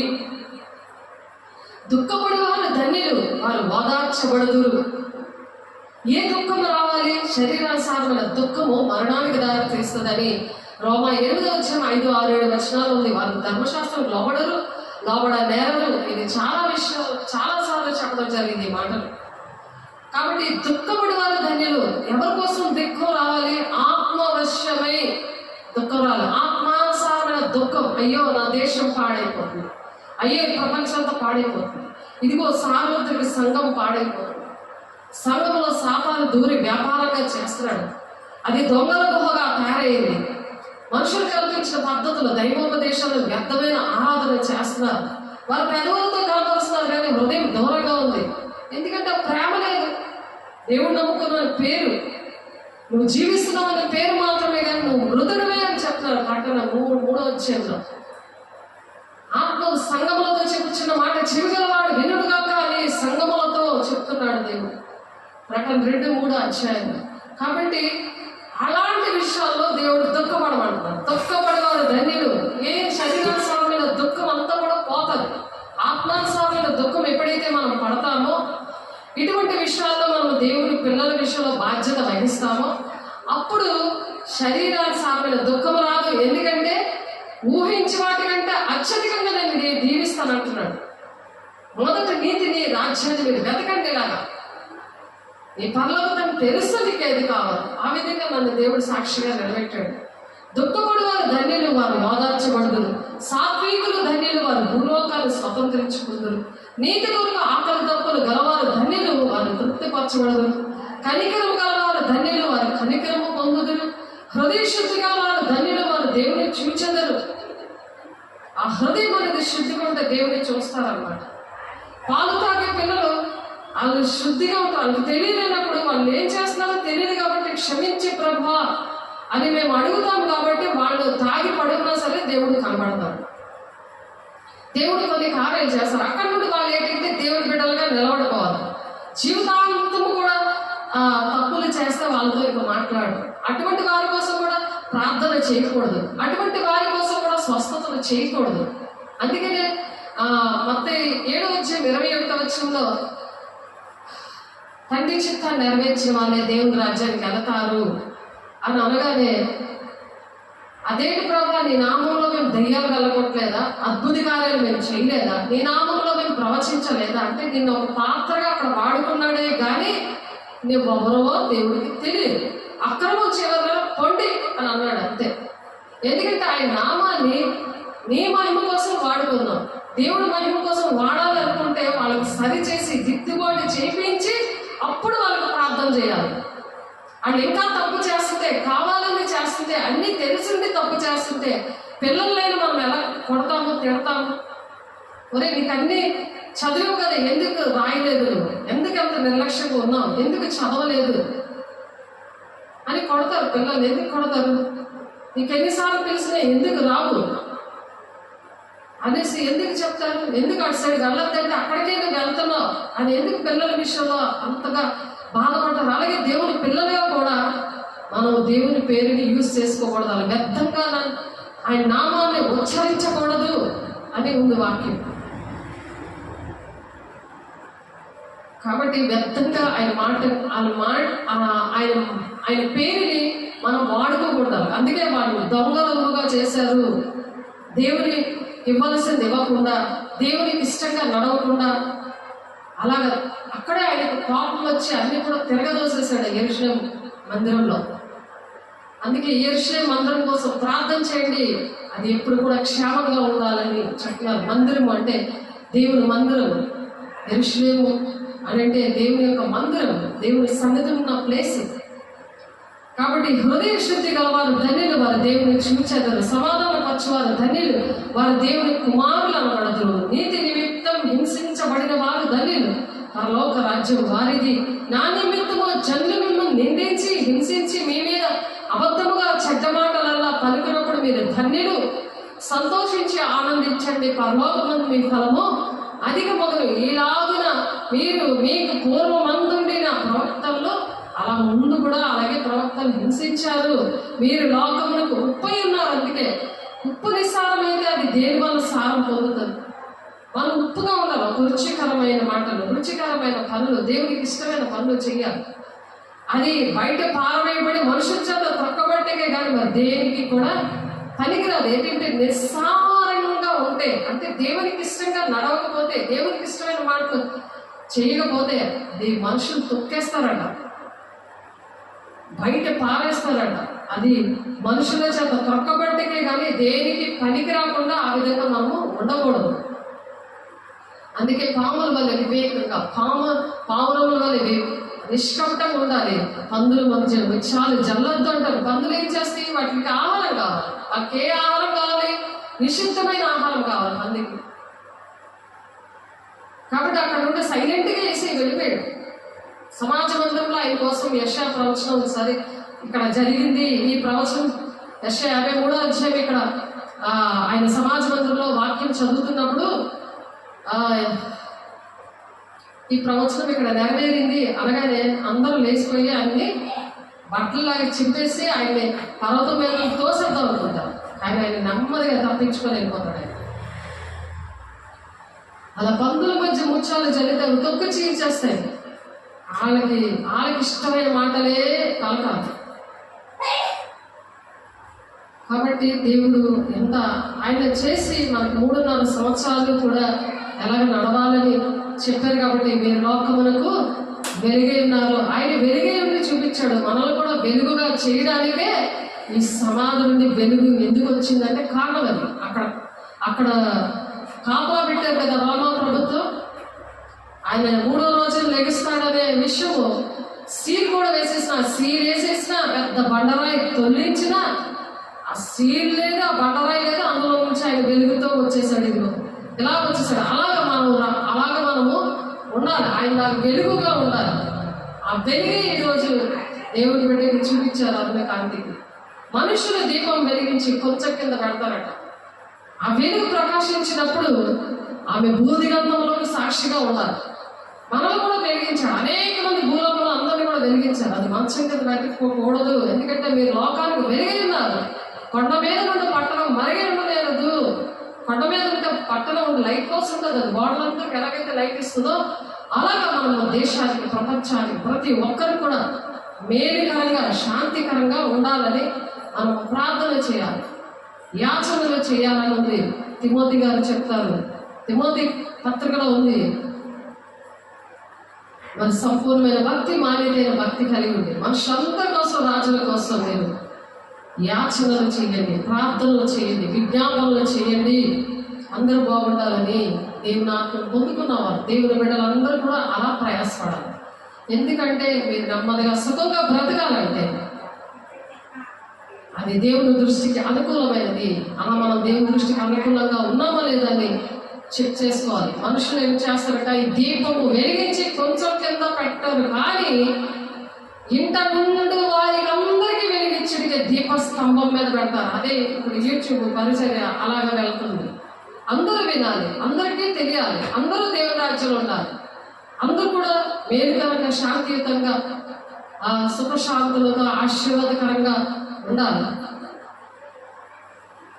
మనుషులు మీ సత్క్రియలను చూచి పరలోకమందున్న మీ తండ్రిని మహిమపరిచినట్లు వారి ఎదుట మీ వెలుగుని ప్రకాశింపచేయండి అంటాడు. మన వెలుగుని ఏంటంటే వారి ఎదుట ప్రకాశింపచేయాలి. పిచ్చోడిని ఎవరైనా పిలిచి వాడిని నచ్చ చెప్పి వాడు ఎంత మారాలు చేస్తున్నా చక్కగా వాడిని ఫ్రెష్గా చేసి చక్కగా కడుపు నిండా అన్నం పెట్టారు. ఆలోచించండి, మన వెలుగుని అలా నెయ్యాలని దేవుడు మాట్లాడతారు. ధర్మశాస్త్రంలో, ప్రవక్తల వచనంలో కొట్టివేయడానికి నేను రాలేదు, అలా కొట్టివేద్దామని వచ్చాను అనుకుంటున్నారా అని అడుగుతున్నాడు దేవుడు. కొట్టివేయ వచ్చింది నన్ను తలంచవద్దు, నెరవేర్చడికే కానీ కొట్టువేయడానికి నేను రాలేదంటున్నాడు. ఇది కొండ మీద ప్రసంగం చేశాడు. అదే ఈరోజు దర్శనం ద్వారా దేవుడు మాట్లాడారు. ఆ వాక్యము దేవుడు చెప్పడానికి నాకు కృపనిచ్చారు. ఆకాశంలో భూమి గతించిపోయిననే గాని ధర్మశాస్త్రం అంతా నెరవేరు వరకు దాని నుండి ఒక పొల్లైనను ఒక సున్నైనను తప్పిపోదని నిశ్చయముగా నేను చెప్తున్నాను అంటున్నాను. దేవుడే కొండ మీద ప్రసంగం చేశారు. 5,000 మంది పురుషులున్నారు. మరి పిల్లలు భార్యలు ఉంటే ఇంకెంతమందో ఆలోచించండి. అంతమందితో దేవుడు 3 రోజులు చేసిన ప్రసంగం ఇది. ఆకాశంలో భూమి గతించి పోయిననే కానీ ధర్మశాస్త్రమంతి నెరవేరు వరకు దాని నుండి ఒక పొల్లైనను ఒక సున్నైనను తప్పిపోదని నిశ్చయంగా మీతో చెప్పుచున్నాను. కాబట్టి ఈ ఆజ్ఞలలో మీరు అల్పమైన ఒక దానినైనా మీరే మనుషులకు ఆలాపన చేయ బోధించేవాడు ఎవడో వాడు పరలోక రాజ్యంలో మిగులు అల్పుడగును. ఇవి కాకుండా ఇంకేమైనా బోధిస్తే చాలా లాస్ట్. ఇప్పుడు ఈ భూలోకంలో ఎలాగో పాకల్లోనూ గుడిసెల్లో ఉంటున్నారు, అలా ఉంటది. ఎవరైనా కానీ దేవునాత్మ పొందుకొని ఈ అపోస్తుల బోధ చేయకుండా అనిష్టమైన వచ్చిన బోధ కష్టపడి ఎన్నో డబ్బులు ఖర్చు పెట్టి అలా ఎన్ని బోధలు చేసినా వాళ్ళకి ఎన్నో కార్యాలు చేసినా వాళ్ళంట అల్పులుగా ఉంటారట. పరలోక రాజ్యంలో మిగులు అల్పుడనబడును. అయితే వాటిని గైకొని బోధించేవాడెవడో. గైకొని బోధించాలి, మనం బోధించాలి, అలా చెయ్యాలి. అలా ఎవరైతే చేస్తారో వాడు పరలోక రాజ్యంలో గొప్పవాడు అనబడును. దేవునామముకు స్తోత్రం, ఆమేన్. ఆ విధంగా శాస్త్రుల నీతి కంటేను పరిశీలన నీతి కంటేను మీ నీతి అధికము కాని అడలా. శాస్త్రులు పరిశీలన ఆనాడు యేసే పక్కనే ఉన్నారు. వాళ్ళ ధర్మశాస్త్రోపదేశకులు. వాళ్ళు మంచి గ్రిప్ ఉన్న వాళ్ళు ధర్మశాస్త్రం మీద. మంచి బీటీహెచ్లు ఎంటీహెచ్లు ఇవన్నీ చేసిన వాళ్ళు, పండితులు. వాళ్ళు కాలేజీలో చదివి పండితులాగా బిషప్లాగా ఉంటున్నారు. వాళ్ళందరూ కూడా శాస్త్రులు నీతి కంటే పరిశీలన నీతి కంటే మీ నీతి అధికము కానియడల మీరు పరలోక రాజ్యంలో ప్రవేశింపనేరని మీతో చెప్పుచున్నాను. అలా నీతిమంతులుగా ఉండకూడదు. మనం పనులు చేయాలి. క్రియలు లేని విశ్వాసం మృతులకు నేను దేవుడిని కాదు అంటున్నాడు. మనకు ఉండొచ్చు డిగ్రీలు అన్నీ కూడా ఉండొచ్చు, చదువుకోవచ్చు, కానీ పని చేయాలి అంటున్నాడు. పని చేయాలి. మీరు పరలోక రాజ్యంలో ప్రవేశింపనేరని మీతో చెప్పుచున్నాను. నరహత్య చేయవద్దు, నరహత్య చేయబడు విమర్శకు లోనొగనని పూర్వీకులతో చెప్పబడ్డ మాట మీరు విన్నారు కదా. నరహత్య అంటే భౌతికంగా అనుకుంటున్నారు. భౌతికంగా ఉన్నది ఎలాగ తప్పే, కానీ ఆత్మీయంగా ఏంటంటే నీ సహోదరుని ప్రేమించలేని వాడు నరహంతకుడు అన్నది వాక్యం 1 యోహాను పత్రికలో. కాబట్టి నరహత్య చేయవద్దు, విమర్శకు లోనవుతాడు అంట. నేను మీతో చెప్పినది ఏమనగా తన సహోదరుని మీద మరి కోపపడు ప్రతివాడు విమర్శకు లోనవును. కోపం కూడా ఎదుటి వాళ్ళ మీద మనం పడకూడదని ఉంది. తన సహోదరుని చూచి వ్యర్థుడా అని చెప్పేవాడు మహాసభకు లోనవును. ద్రోహి అని చెప్పేవాడు నరకాగ్నికి లోనవును. చూడండి నరకాగ్ని ఎంత ఫాస్ట్గా వచ్చిందో. ద్రోహి, నువ్వు నాకు ద్రోహం చేసావు అని అంటే చాలంట నరకాగ్నికి వెళ్ళిపోతామంట. అందుకే దేవా నన్ను క్షమించయ్యా అని మనం ప్రతి విషయంలో వాక్యమైన అర్థంలో చూసుకొని నన్ను క్షమించయ్యా, ఇలా నువ్వు దేనికి పనికిరావు, నువ్వు ద్రోహం చేసావు అని అన్నానయ్యా, నన్ను క్షమించయ్యా అని మనం ప్రతి క్షణం కూడా దేవుని దగ్గర సరి చేసుకుంటూ మనం ఉండాలి. కావున నీవు బలిపీఠం వద్ద అర్పణను ఒప్పించుచుండగా నీ మీద నీ సహోదరికి ఎవరికైనా కూడా విరోధం ఏమైనా కాదని అక్కడ నీకు జ్ఞాపకం వచ్చినప్పుడు అక్కడ బలిపీఠం ఎదుటనే నీ అర్పణము విడిచిపెట్టి, అంటే దేవునికి ఏమైనా కానుక ఇవ్వాలా, ప్రార్థన చేయాలా, నీ జీవితం అంకితం చేయాలా, కానుకగా అర్పించాలా. అప్పుడంటే ఎవరితో కూడా అసమాధానం ఉండకూడదు, సమాధానం ఉండాలి. మొదలు వెళ్ళి నీ సహోదరుతో సమాధాన పడును అటు తర్వాత వచ్చి నీ అర్పణము అర్పించు. అప్పుడు దేవుడు యాక్సెప్ట్ చేస్తారు. మనం ఏది చేసినా దేవుడు ఆశీర్వాదాలు మనకు రావాలంటే మనం అర్పణ అర్పించినప్పుడు, దేవుడితో మాట్లాడినప్పుడు. యెషయా 59:1-2 ఉంటుంది, దోషం అనే గోడ అడ్డంగా వచ్చిందని. అటువంటి వాక్యమే ఇది కూడా.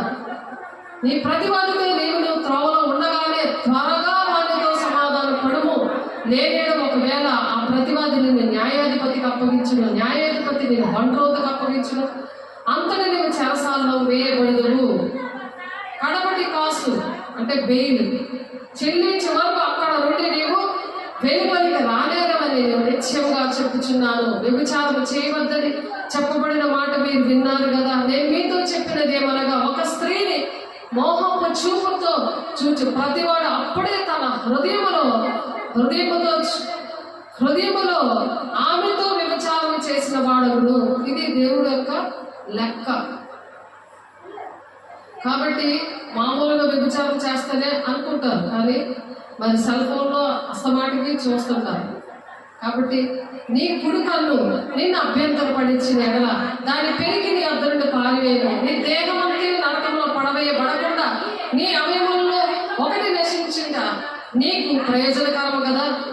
ఒకటి తీసేస్తే నీకు పరలోక రాజ్యంలో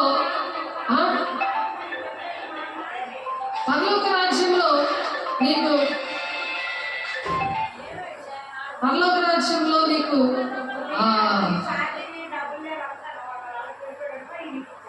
రాజ్యంలో నీకు స్థానం ఉంటుందని చెప్తాను. నీ కుడి చేయి నేను అభ్యంతరపరిచిన దాన్ని నరిగి నీ అద్దరుడు పారివేయమంటారు. అంతే. ఏది అభ్యంతరం ఉంటే నరిగిడి పట్టే దానితో దేవుడు పనులు చేయమని. నరికేస్తే చాలా ప్రమాదం కదా. అంటే అది నరికేసినట్టే దేవుడికి చేతులు ఈ బాడీని సమర్పించాలి. ఏమా ఈ చేతులు నీకు ఇచ్చేసాను, నువ్వు వాడుకో ప్రభా, ఈ బాడీ అంతా నీది, సజీవ యాగంగా నీకు సమర్పిస్తున్నానని రోమ 12:1 ఉంది. కాబట్టి పౌలు గారు చెప్తారు. కాబట్టి ఆ విధంగా మనం సమర్పించుకోవాలి. అలా సమర్పించుకున్నప్పుడు మన దేహం అంతా కూడా వెలుగుమయమే ఉంటుంది అనమాట. నీ కన్ను తేడా ఉంటే నీ శరీరం అంతా వెలుగుమయమే ఉంటుంది అన్నది. ఒక ఆయన రమేష్ అని ఆయన దేవుడు మాట్లాడట్లేదు, నీ కన్ను చెవులు ఇవన్నీ పోషిస్తున్నా అనుకున్నాడు అంట, నాలుక ఇవన్నీ కూడా. అప్పుడు ఇక్కడికి వచ్చి దేవుడు ప్రత్యక్షత చూడడం, ఆయనలో ఉన్న చీకట్లు అడగకుండానే వెళ్ళిపోయి అగ్ని అభిషేకం కూడా మేము అడగకుండానే దేవుని అగ్ని అభిషేకం ఆయన పొందుతున్నాడు. అయితే అప్పుడు ఆయనకు అర్థమైంది, నాలో దెయ్యం దూరి అలాగ పోషిస్తామని నాతో చెప్తుంది అని. అక్షరార్థం మనం వాక్యాన్ని చెప్పకూడదు, ఆత్మానుసారంగా చెప్పేది పరిశుద్ధాత్మ దేవుడు. నాతో దేవుడు ఇచ్చాడు ఆ వాగ్దానం. ఇర్మియా 17:16 ప్రకారం, రోమ 10:20 ప్రకారం, లూకా 12:12 ప్రకారం దేవుడు ఆ విషయాలు మాట్లాడారు. చెప్తావు, నువ్వే నిలబడతావు కానీ నేను మాట్లాడతాను. ఈ విషయాలు ఒక్కడు కూడా నేను ప్రిపేర్ అవ్వలేదు. నేను యెరూషలేము కోసం చెప్తాను. దేవుడు ఈరోజు ఎందుకో మరి దేశం బాగుండాలి, కుటుంబాలు బాగుండాలి, సంఘాలు బాగుండాలనేమో దేవుడు ఈ మాటలు చెప్పారు. తన భార్యను విడనాడు వాడు ఆమె పరిత్యాగ పత్రిక ఇయ్యవలనని చెప్పబడిన మాట విన్నాను కదా. నువ్వు విడిచిపెట్టేయాలంటే నువ్వు విడాకులు ఇచ్చావు, అంతేగాని ఆమె ఉంటేనే విడిచిపెట్టకూడదు. అలాగా విడాకులు ఇచ్చాకే వాళ్ళిద్దరికి సంబంధం అయిపోయిన తర్వాతే ఇంకొక దగ్గర మరి పెళ్లి చేసుకుంటారో, మరి అలాగే సమర్పణ చేసుకుంటారో వాళ్ళ ఇష్టం. అది నేను మీతో చెప్పిన దేవనగా వ్యభిచార కారణమును బట్టి కాక తన భార్యను విడనాడు ప్రతివాడు ఆమెను వ్యభిచారిగా చేయించున్నాడు. అలా చేయకపోతే వ్యభిచారానికి అప్పచెప్పిసినట్టు అయిపోతున్నాడు. విడనాడబడిన దాన్ని పెళ్లి చేయవాడు వ్యభిచరించుచున్నాడు. అలా విడిచిపెట్టి విడాకులు లేకుండా, ఒక భర్తతో విడాకులు లేకుండా పెళ్లి చేసుకుంటే మరి ఆ భర్త కూడా వ్యభిచారం చేసినట్టు, వాళ్ళిద్దరూ వ్యభిచారం చేస్తున్నట్టు లెక్క ఉంటుంది. ఎందుకంటే మరి మానవుడు నిష్కలంకంగా ఉండాలని ఉంది. మరి దేవుడు ఏర్పాటు చేసింది పెళ్లి అనేది, కుటుంబం అనేది ఆదాము హవ్వల విషయంలో దేవుడు ఏర్పాటు చేశాడు. నరుడు ఒంటరిగా ఉండడం ఇష్టం లేదు అని జీవితం అంకితం చేసుకున్నప్పుడు ఇక పెళ్ళే అక్కర్లేదు. ఒకవేళ విడిచిపెట్టినా విడాకులు ఇచ్చినా సరే ఇక పెళ్ళే చేసుకోకూడదు. ఇక జీవితం అంకితం ఇచ్చాం కాబట్టి తలపే ఉండదు. కాబట్టి మరియు నీవు అప్రమాణము చేయక నీ ప్రమాణములను ప్రభువునకు చెల్లింపవల్లని పూర్వీకులతో చెప్పబడిన మాట మీరు విన్నారు కదా. నేను మీతో చెప్పినది ఏమనగా, ఎంత మాత్రము ఒట్టు పెట్టుకోవద్దు. ఆకాశము తోడనవద్దు, అది దేవుని సింహాసనము. భూమి తోడనవద్దు, అది ఆయన పాదపీఠము. యెరూషలేము తోడనవద్దు, అది మహారాజు పట్టణము. అన్ని ఒట్లు పెట్టేస్తారు, మళ్ళీ తప్పు చేసి ఒట్టు పెట్టేస్తారు. అవి కూడా దేవునికి ఇష్టం లేదు. ఈ మాట అవునంటే అవును, కాదంటే కాదు అన్నట్టుగా ఉండాలి. మాట తప్పకూడదు. 15వ కీర్తనలో కూడా దేవుని రాజ్యం వెళ్ళే లిస్టులో ఉంటుంది. నష్టం కలిగినను మాట తప్పకూడదు అని ఉంటుంది. నీ మాట అవునంటే అవును, కాదంటే కాదని ఆ విధంగా ఉండాలంట. కంటికి కన్ను పంటికి పన్ను అని చెప్పబడిన మాట మీరు విన్నారు కదా. నేను మీతో చెప్పినదేమనగా, దుష్టిని ఎదిరింపగా నేను కుడి చెంప మీద కొట్టి వాని వైపునకు ఎడమ చెంప కూడా తిప్పము. ఎవడైనను నీ మీద వాద్యము వేసి నీ అంగీ తీసుకున్న గోరిన ఎడల వానికి నీ పై వస్త్రము కూడా ఇచ్చివేయము. ఒకడొక మైలు దూరం రమ్మని నేను బలవంతము చేసిన ఎడల వానితో కూడా 2 మైళ్ళు వెళ్ళమంటున్నాను. నిన్ను అడుగువానికి ఇమ్ము, నిన్ను అడుగువ గోరు వాని నుండి నీ ముఖము తిప్పుకోవద్దు అంటున్నారు. నీ పొరుగువాన్ని ప్రేమించి నీ శత్రువును ద్వేషించమని చెప్పబడిన మాట మీరు విన్నారు కదా. నేను మీతో చెప్పినదేమనగా, మీరు పరలోకమందున మీ తండ్రిని కుమారులై ఉండినట్లు మీ శత్రువుని ప్రేమించండి, మిమ్మల్ని హింసించే వారి కోసం మీరు ప్రార్థన చేయండి. ఆయన చెడ్డవారి మీదను మంచివారి మీదను తన సూర్యుని ఉదయింప చేస్తున్నాడు. దేవుడు అందరి మీద సూర్యుని ఉదయింప చేస్తున్నాడు కాబట్టి నీతిమంతుల మీదను అనీతిమంతుల మీదను వర్షం కురిపిస్తున్నాడు. కాబట్టి మీరు మిమ్మల్ని ప్రేమించే వారినే ప్రేమించకుండా మీకేమీ ప్రతిఫలం కలుగుతుంది. అందుకే అందరినీ ప్రేమించాలి. మరి కాబట్టి మీ సహోదరులకు మాత్రము వందనము చేసేలా మీరు ఎక్కువ చేయించినది అన్ని జనులు అలాగే చేస్తారు కదా. ఎవరికైనా అందరికీ కూడా వందనాలు చెల్లించాలి. అది ఎవరైనా సరే ప్రేమించాలి. మీరు పరలోక తండ్రి పరిపూర్ణుడు కనుక మీరు కూడా అలా పరిపూర్ణులుగా ఉండండి అని చెప్తున్నారు. అలా మనం పరిపూర్ణులుగా ఉండాలని దేవుడు మరి ఈరోజు ఆ దర్శనము, ఆ వాక్యము మరి దేవుడు కల్పించారు. కాబట్టి దేవుడు మనం నేర్పించినందుకు దేవుడు అనేకమైన కోట్లాది వందనాలు చెల్లిస్తూ మరి ప్రార్థన చేసుకుందాం. పరిశుద్ధుడ, ప్రేమ గల దేవ, అభిషక్తుడ, నీ ప్రేమ గల నామంలో, నీ మహిమ గల నామంలో, నీ శక్తి గల నామంలో మాతో మాట్లాడేవయ్యా నీకు వందనాలు. ఆన్లైన్లో ఉన్న బిడ్డల్ని మరి చేతులెత్తిన ప్రతి ఒక్క బిడ్డని మరి అట్టి విధంగా పరిపూర్ణంగా మీరు ఆశీర్వదిస్తున్నందుకు, ఆయా ఆఫ్లైన్లో ఉన్న వాళ్ళని మీరు పరిపూర్ణంగా మీరు ఆశీర్వదిస్తున్నందుకు, దీవిస్తున్నందుకు అయా మరి నాయన మరి ఆదివారం నాయన అయా తండ్రి నాయన మేము నాయన నిన్ను కలుసుకోవడానికి మీరు సహాయం చేస్తున్నారు. మీరే మాట్లాడుతున్నారు, మీరే అధ్యక్షత వహిస్తున్నారు, మీరే సమస్తము కూడా నాయన అయా నాయన తను ప్రేమించేవారికి సమస్తము సమకూడి జరుగుతాను ప్రభా. మరి కార్యసిద్ధి చేసేవాడు నీవే అని మరి కీర్తన 33:9 ప్రకారం మాతో ఈరోజు మాట్లాడాలి. వందనాలు స్తోత్రాలు చెల్లిస్తూ ప్రతి విషయంలో మీరు కార్యసిద్ధి చేస్తున్నారు. ఏ బాధలో ఉన్నారు, ఏ అప్పుల్లో ఉన్నారు, ఏ నిందలో ఆత్మీయంగా శారీరకంగా నలిగిపోతున్నారు ప్రతి ఒక్క బిడ్డని యేసునామములో మీరు దర్శిస్తున్నారు.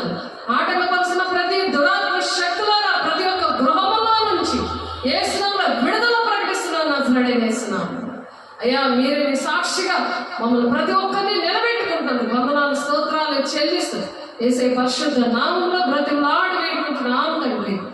ఆమేన్. తండ్రి యొక్క దీవెన, కుమారుని యొక్క కృప, పరిశుద్ధాత్మిక నిత్య సహవాసము ప్రతి ఒక్క బిడ్డకి సదాకాలము తోడేయండి నడిపించుగాక. ఆమేన్. వందనాలు. దేవుడు మిమ్మల్ని దీవించి ఆశీర్వదించుగాక.